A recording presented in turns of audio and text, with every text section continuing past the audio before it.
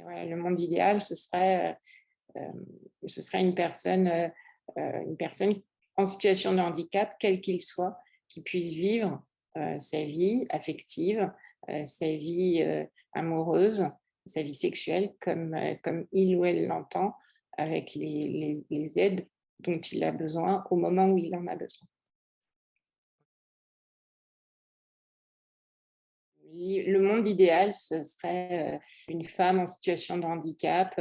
Bah, quand elle annonce être enceinte, tout le monde ne crie pas à la catastrophe. Ce serait que dans un établissement, quand un couple se forme, personne ne les juge et on ferme bien la porte pour les laisser vivre leur histoire comme ils l'entendent. Ce serait des parents qui n'auraient pas d'angoisse face à la sexualité de leur enfant. C'est très important d'en parler. Plus on en parle, plus on détend les gens sur cette thématique-là. Et c'est l'essentiel, parce qu'en fait, on est tous concernés par une vie sexuelle.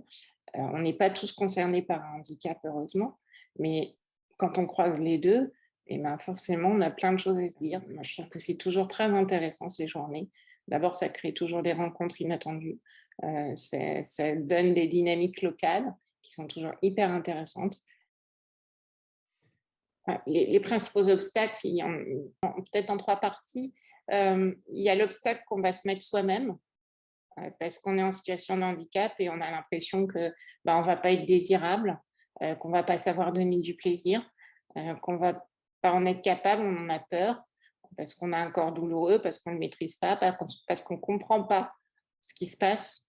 Je pense notamment à des personnes qui sont autistes. C'est parfois difficile pour eux d'être touchés. Et en même temps, ils ont envie, ils ont ce besoin-là à un moment donné, et ils ne savent pas le gérer, et ça crée de la violence. Pour les personnes avec un handicap physique, ben, ça va être je ne suis pas aussi jolie, je ne suis pas aussi beau, je ne suis pas aussi fort, je ne peux pas faire le Kama Sutra en 350 leçons. Donc, qu'est-ce que je apporte à l'autre?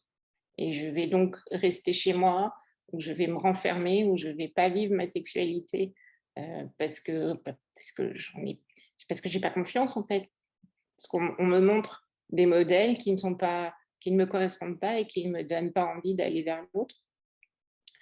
Il y a ensuite l'entourage, alors l'entourage familial, mais ça peut être aussi l'entourage amical. On a souvent des témoignages de personnes qui nous expliquent qu'ils rencontrent des gens, mais ils sont très vite catégorisés amis. Et puis bah, ils ne peuvent pas franchir la barrière amoureuse parce que la personne en face explique que bah, non, il ne le voit pas comme ça ou elle ne le voit pas comme ça.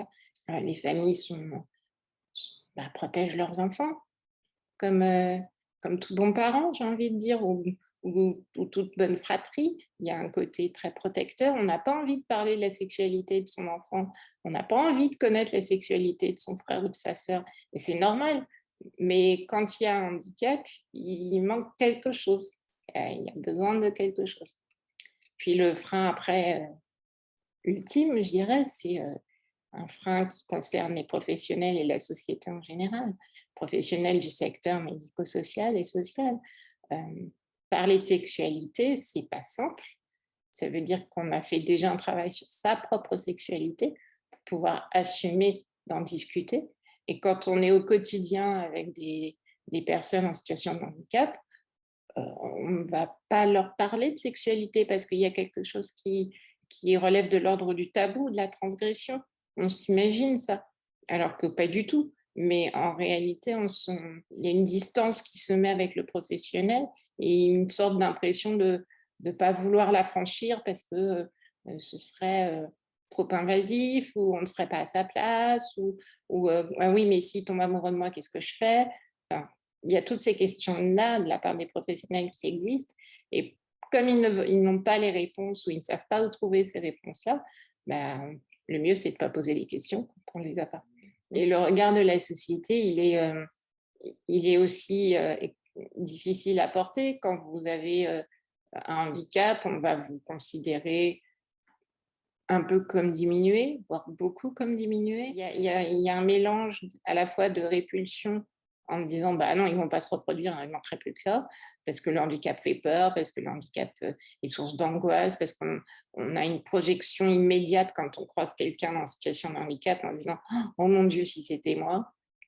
Mais l'être humain est suffisamment résilient pour pouvoir accepter des situations qu'on juge impossibles de l'extérieur, et quand on les vit, évidemment, ça reste compliqué, ça reste des combats journaliers, ça reste une vie, et une vie qui vaut la peine. Donc, et l'amour dans tout ça.